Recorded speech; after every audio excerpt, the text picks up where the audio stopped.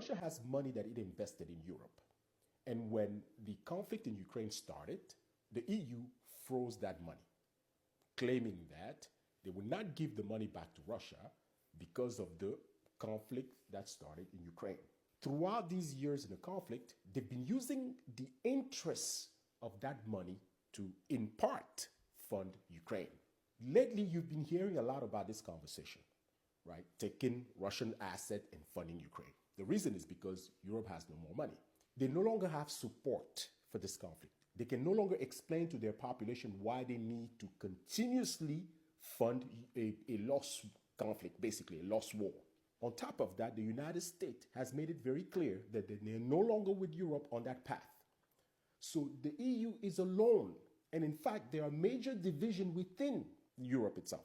Their plan A in this meeting that they had on Thursday or Friday was to take Russian assets. They were like, they were making a whole lot of noise about it. Look, we will take the Russian assets, we will take their money, and we will fund Ukraine. Now, keep in mind, the United States is trying to stop the conflict, but they are trying to arm Ukraine so that Ukraine can continue fighting. And this is the moment when we need to rearm Ukraine and put maximum pressure on Russia. When they sat down on Friday, you had Prime Minister of Belgium, because that's where most of the money is, clearly saying, no, we're not going to take Russians' asset. You had, other countries coming in and saying, no, it's not going to happen. So you had a lot of countries, more than usual, not the majority, but a lot more countries that came up and said, no, we're not going to do that, right? And the Prime Minister of Belgium explained exactly why they're not going to do that. We had to go to option B. Of course, some people did not like it because they would have preferred to have the reparation loan, because there's also a geopolitical motivation behind it. They want to punish Putin by taking his money. And I understand. And certainly countries close to Russia who live in an animosity with Russia found this emotionally satisfying, the idea of taking Putin's money. But politics is not about emotion. It's a rational job. And rationality has prevailed. So when they failed to agree to take Russians' money, they went to Plan B. Plan B is to take a loan and give it to Ukraine. And of course, they came out acting as though it was a success because they passed the Plan B. And in this Plan B, 3 countries opt out because the Plan B is to take a loan, right, from Europe, give it to Ukraine. And they're claiming that Ukraine will not pay this loan back until Russia has paid reparation money. We know Russia's not going to pay, right? They know Russia's not going to pay, right? It is because it's a failure. They failed miserably. Russia basically won this part again, right? And that's why they're coming out as if this was a success. Just listen to how they're talking about it. We have come to an end of this European Council, and I may say it's been a great success. Europe has understood the message. Europe has demonstrated its sovereignty. Today, everybody can leave this meeting room victoriously. And I'm very pleased to say we made it.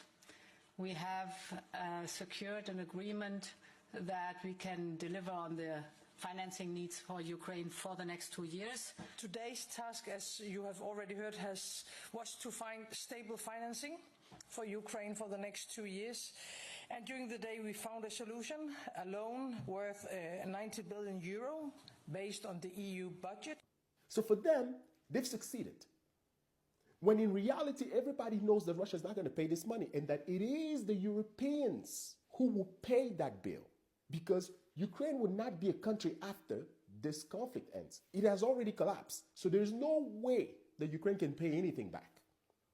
And Russia is not going to pay anything unless they have a puppet in Ukraine that will do whatever Russia wants. And then Russia can say, okay, we can rebuild to our benefits, to the benefit of the Russians. That's the only way Russia will participate in anything. Otherwise, Russia will not pay a dime. All of them know that for sure.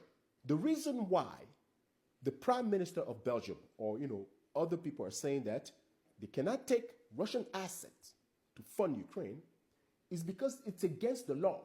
You cannot take a country's assets to do whatever you want with it and then claim that you're doing it for the good of, everyone. because of your view about this conflict. Because you have to understand, Russia has its own explanation on what happened, and Europe has its explanation. So you have two different explanations here. But the EU wants you to only consider their explanation. Now, their explanation is that this conflict was provoked by Russia in 2022. The Russia invaded for no reason. Just like that. The Russia just got up and then decided, you know what, we will invade a country for no reason, and then we will take part of that country. That's the narrative of Europe. For them, this entire conflict started in 2022. Nothing happened before that. Everybody was at peace. That's how they want you to believe. That's the lie that they are feeding you. That everything was at peace, everybody was fine into their own house, and then Russia just got up and then said, oh, you know what, let's go and invade a country. Oh, Ukraine. Oh, yes, what are they doing? Nothing, but, you know, we just feel like expanding, or let's expand. That's the narrative of the EU, right? And that's why they want you to support them in taking Russia's money. Now listen to the narrative of Russia. Russia is saying that in 2014, a coup d'etat by the West, specifically the United States, took place in Ukraine.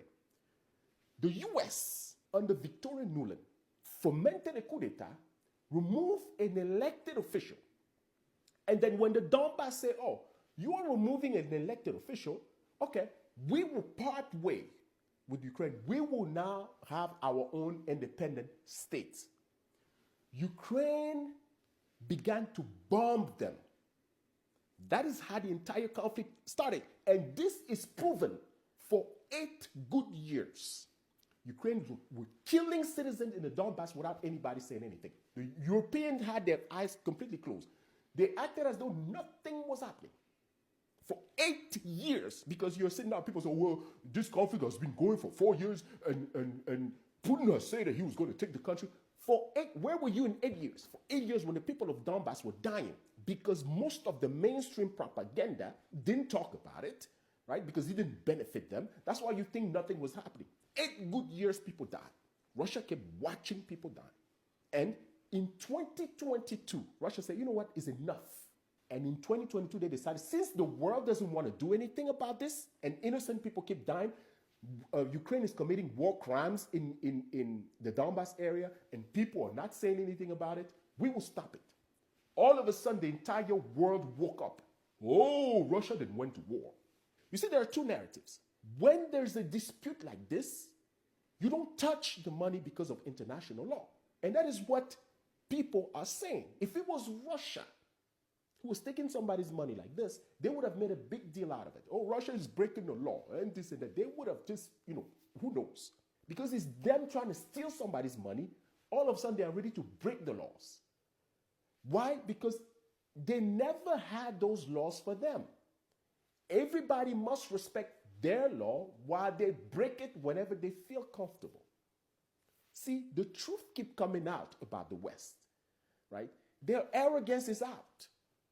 Every single thing they built was built on sand, never solid, because they knew that a time will come that if they are losing, that they themselves will, as gods of the world, will try to rewrite laws.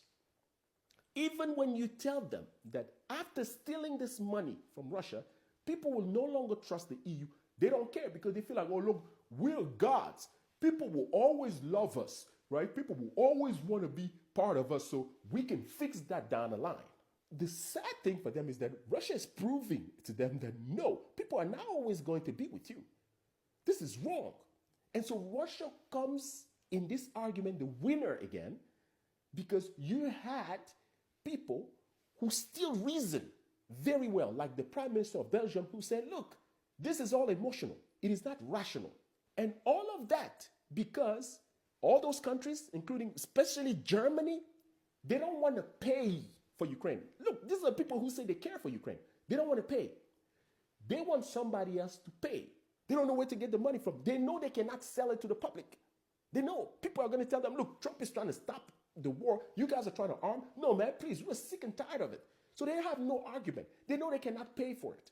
And so what we are learning from this, that I want you to remember today, is that the laws that the West have put together together that they call international law is not meant for them. They never put it for them. It is for you and I.